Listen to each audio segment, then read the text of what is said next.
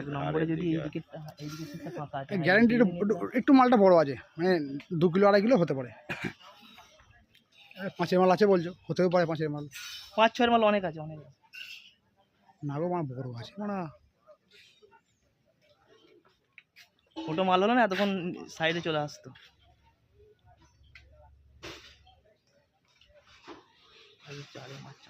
না ওটা মাছটার তলায় বসেছে, মাছটা ঘুরছে।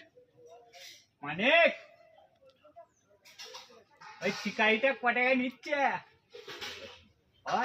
খেয়েছে কোথায়, মাছটা কোথায় নিয়ে আসছে। পলাশ কি বলছে? হ্যাঁ